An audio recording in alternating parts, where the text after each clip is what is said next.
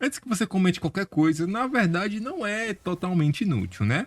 Tem uma situação que serve, que é aquela situação onde você precisa de horas complementares na faculdade.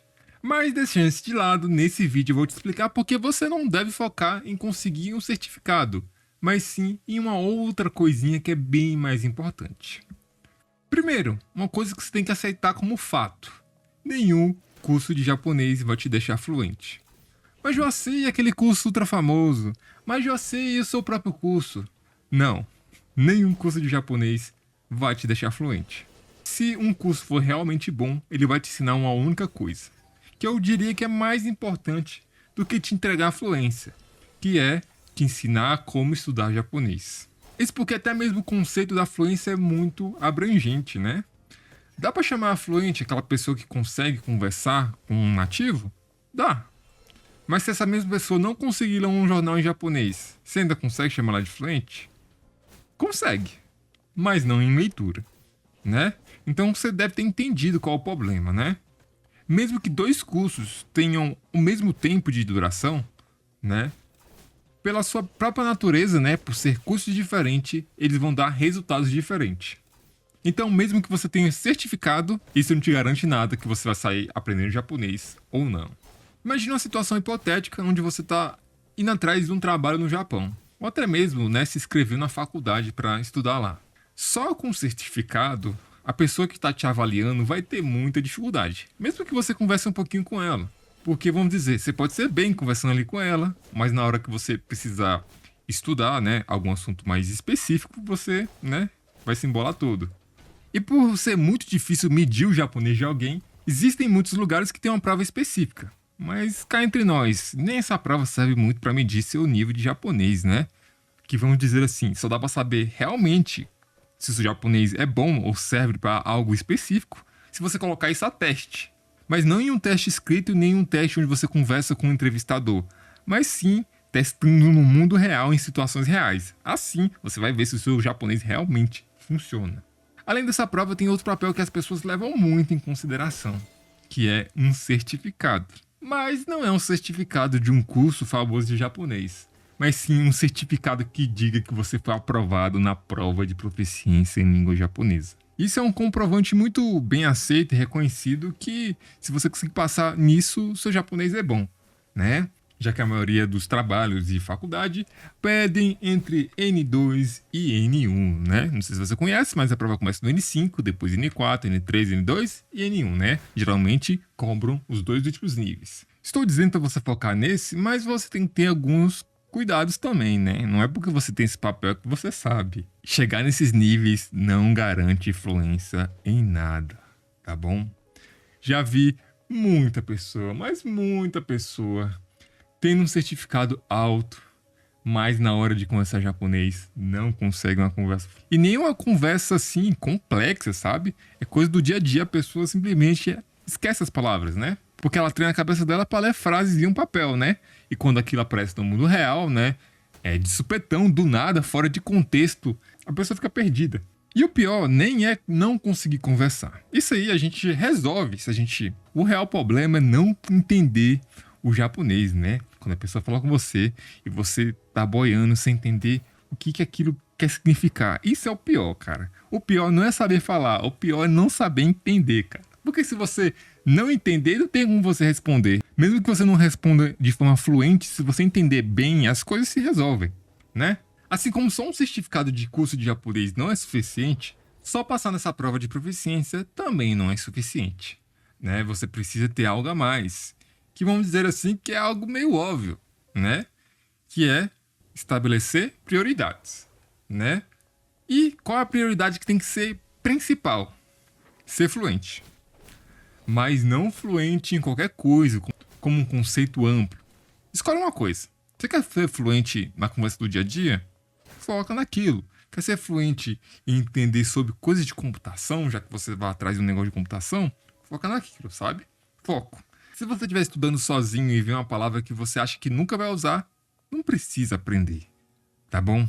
Você pode pular, porque assim você vai cortar caminho, sabe? Você vai ficar fluente na direção que você quer, tá? Pular palavras está tudo bem, tá? Mas tem palavras que não dá pra pular. Por exemplo, o verbo ser, né? Não tem como pular.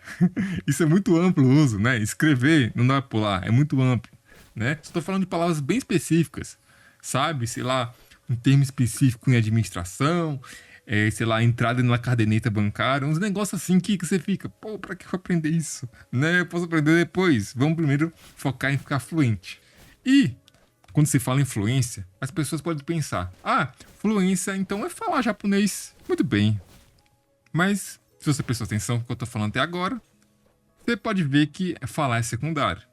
Então, se falar é secundário, qual é prioritário? Escutar.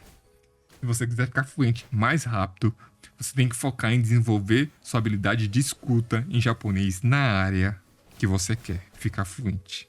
Tá? Muito importante. E não fique nesse pensamento: meu Deus, todo mundo tá aprendendo a ler, escrever, falar, não sei o que, não sei o que, e eu aqui só na escuta. Ai, eu sou menos que ele. Você não é menos que ele. Vamos ser sinceros, né? Depois que você ficar fluente na escuta, vai ser muito mais fácil ficar fluente nas outras coisas, né? Eu entendo tudo que fala em japonês. Eu entendo a grande maioria do que é falado em japonês. Cara, passar essa habilidade para escrita é muito mais fácil. Você vai estar conectando o que você já sabe com a escrita nova e não tentando aprender os dois juntos. Tá entendendo? Ah, meu Deus!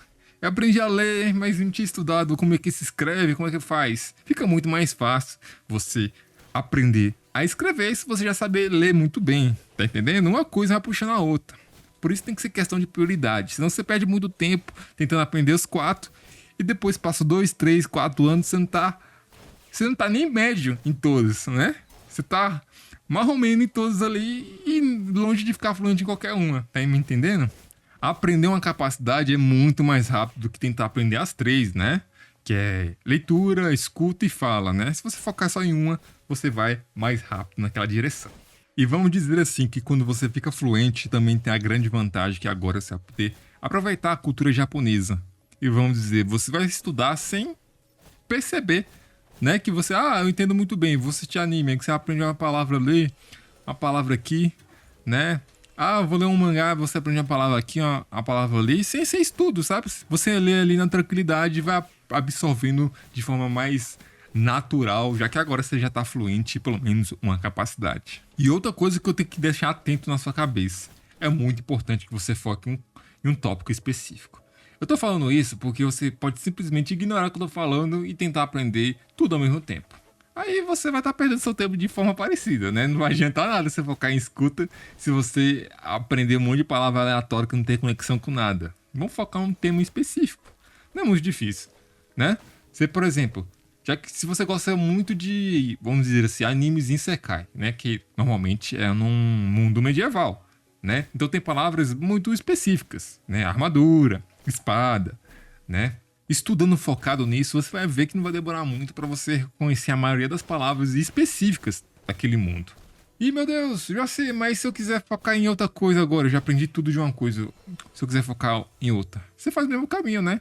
Só que você vai perceber que vai ser mais fácil você partir do medieval pro culinário, depois do culinário pra tecnologia, depois da tecnologia pra um negócio ali meio samurai. Você vai ver que essa passagem de um para outro vai ficar mais rápido, né? Você vai começar.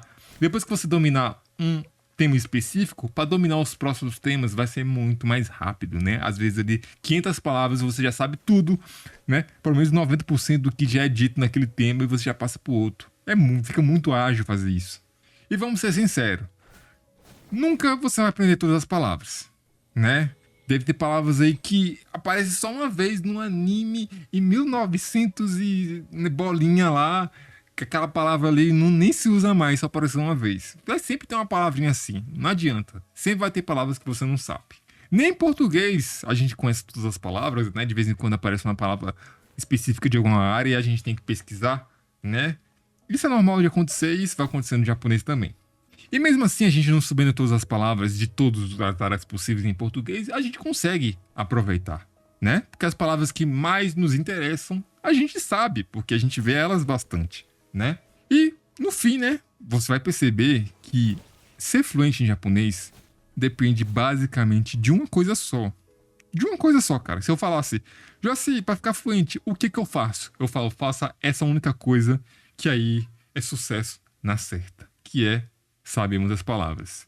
Porque ser fluente é saber muitas palavras. Não tem segredo, cara. Conseguir entender muitas palavras diferentes é apenas o primeiro passo.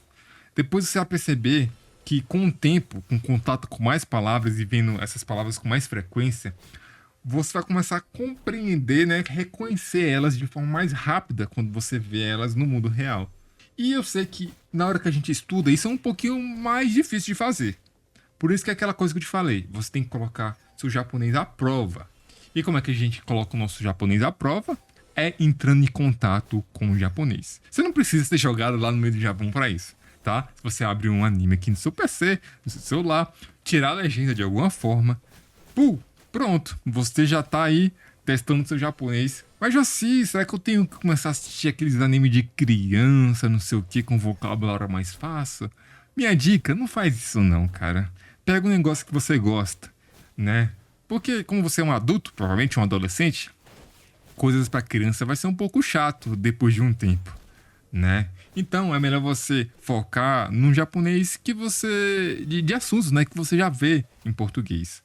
Vai até te dar mais motivação a continuar estudando, né? E eu também recomendo de vez em quando, né, se você se sentir à vontade, você trocar, né, o japonês que você tem contato, né? Vamos dizer que você assiste muito Isekai. De vez em quando assiste um romance ali, em japonês, é claro, né?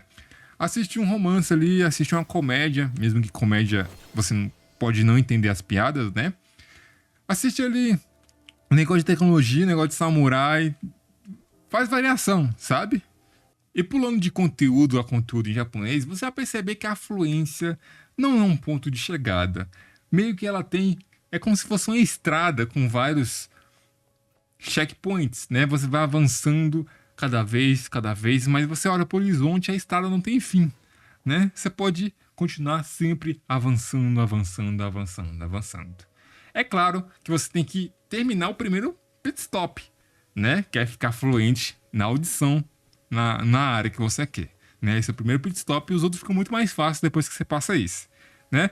Vamos imaginar assim que o primeiro tem como se fosse um morro, né? E depois é só reto e aí fica bem mais fácil continuar em frente. E mesmo eu te dando todas essas dicas, não dá pra eu garantir pra você que você vai conseguir aprender japonês, né? Porque, vamos dizer assim, depende muito de esforço pessoal, né? É o lema do canal, né? Gambarê, né? Precisa muito de esforço pessoal e escolher um objetivo que você também acredita que você consegue atingir, né? É importante você acreditar, não achar que é algo impossível. E depois fazer uma estratégia de como você consegue chegar lá e executar essa estratégia. Ah, Joaci, tá muito difícil o estudo todo dia. Diminui esse estudo. Ah, Joaci, não consigo estudar todo dia.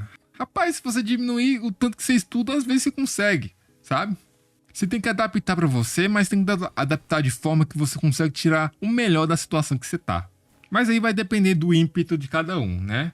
Eu não consigo te ensinar a se esforçar no japonês se você não quiser fazer isso, né? O máximo que eu posso fazer é te dar direções. Mas que é uma dica de professor assim para você continuar estudando japonês e ficar fluente, é se apaixonar por algo do Japão.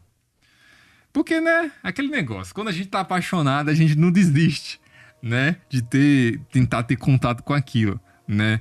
E se apaixonar por algo em japonês, a gente realmente, em um momento, a fluência vai acontecer. Se você fazer isso de forma constante, na direção certa, com as estratégias certas e pelo tempo suficiente.